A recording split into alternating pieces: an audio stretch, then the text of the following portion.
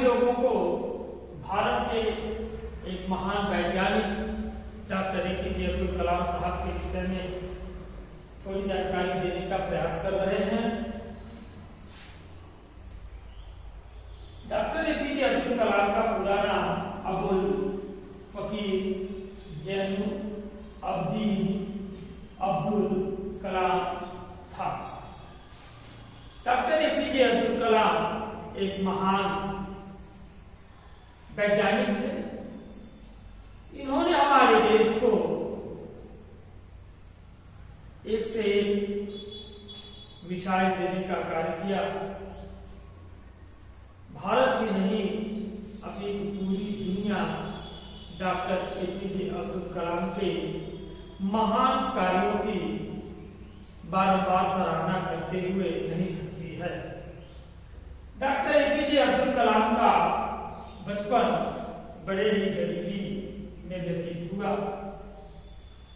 कलाम साहब एक मछुआरे के पुत्र थे। इनके पिता जो थे वह मछली का कारोबार किया करते थे। कलाम साहब स्वयं अखबार बेच करके कठिन मेहनत कर करके पढ़ाई करने का कार्य किया करते थे। इनका जीवन परिचय विस्तार पूर्वक देखने का कार्य करें। अबुल फकीर जैनुल अब्दीन अब्दुल कलाम का जन्म 15 अक्टूबर 1931 ईस्वी को तमिलनाडु के रामेश्वरम में एक मुसलमान परिवार में हुआ था। उनके पिता जैनुल अब्दीन एक नाविक थे और उनकी माता असी अम्मा एक गृहिणी थी। इनके पिताजी जो थे वह एक नाविक थे और उनकी माताजी जो थी इनका नाम असी अम्मा था, वह एक गृहिणी थी। अपने पिता की आर्थिक मदद के लिए बालक कलाम स्कूल के बाद समाचार पत्र वितरण का कार्य करते थे। अपने स्कूल के दिनों में कलाम पढ़ाई लिखाई में तो सामान्य थे। जब यह अपने स्कूल के समय में थे और विद्यालय में पढ़ाई कर रहे थे तो एक सामान्य व्यक्ति, एक सामान्य बालक जिस प्रकार से होता है उस प्रकार से ही कलाम साहब भी एक सामान्य थे। किंतु नई चीज सीखने के लिए हमेशा तत्पर रहते थे। इनके अंदर यह भावना सदैव बनी रहती थी कि हमें कुछ नया सीखना चाहिए और हमें नया कुछ करने की आवश्यकता है।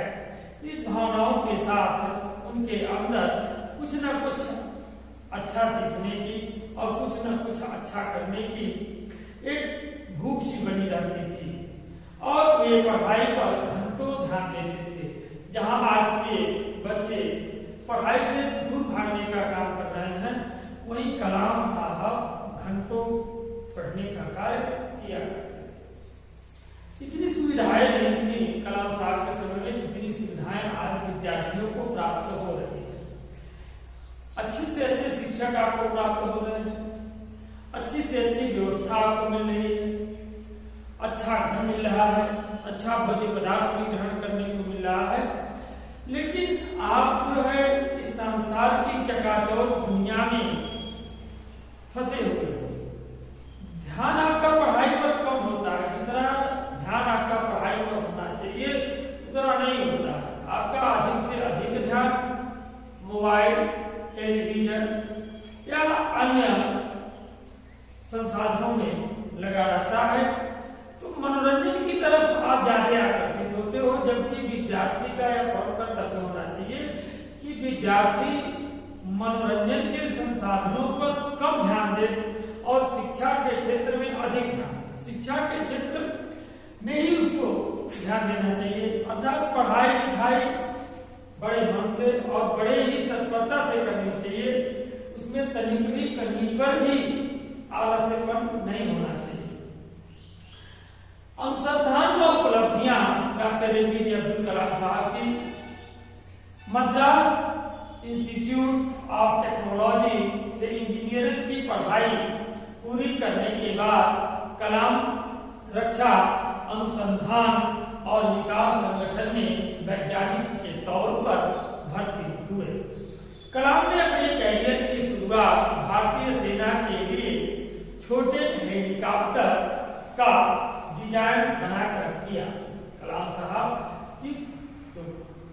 पहला आविष्कार मान सकते हैं।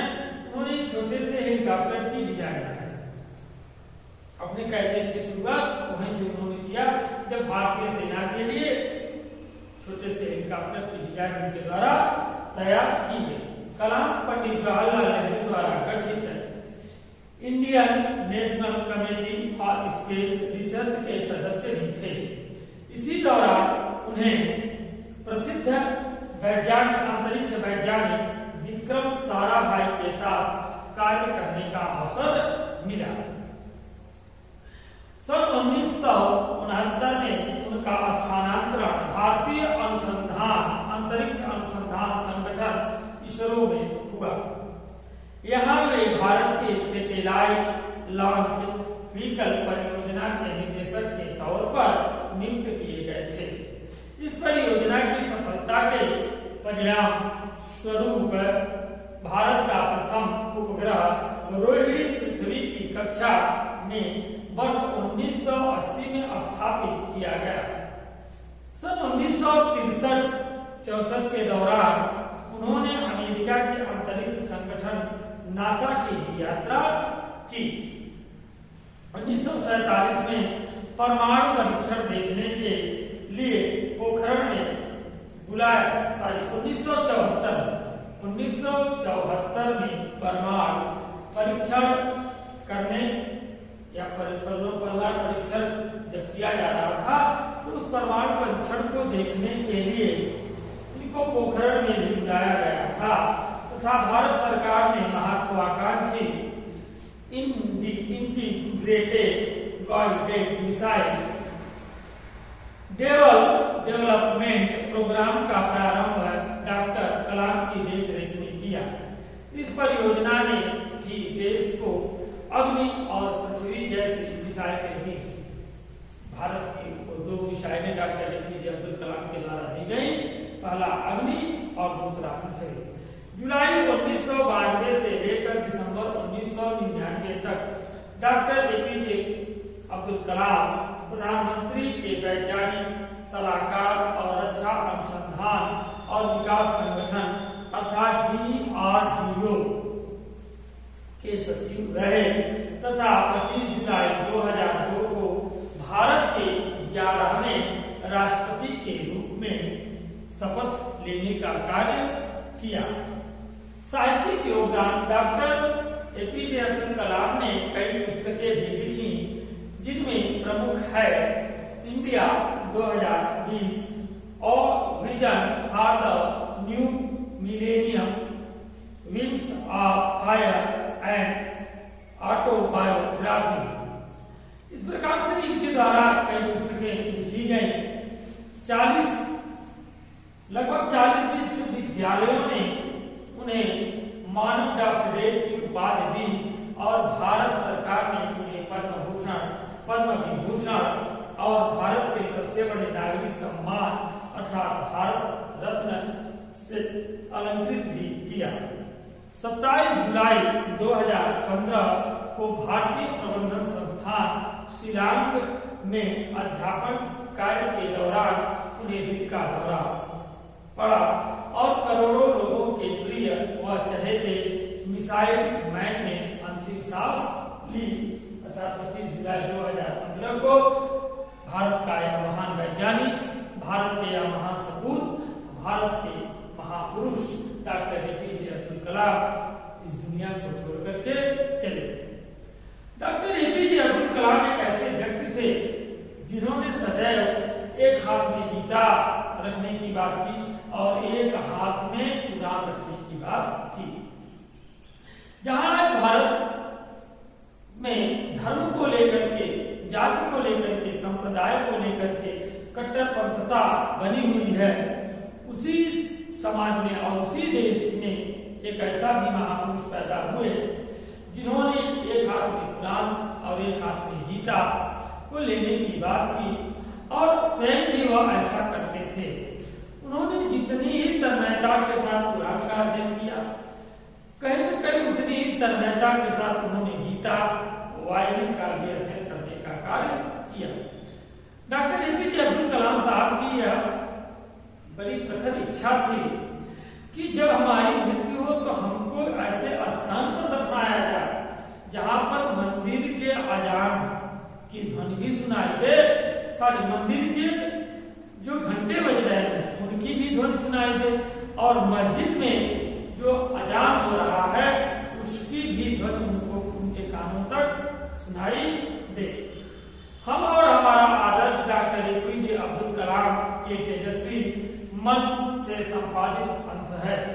जो पाठ है हम और हमारा आदर्श या डॉक्टर एपीजे अब्दुल कलाम के तेजस्वी मन से संपादित अंश है।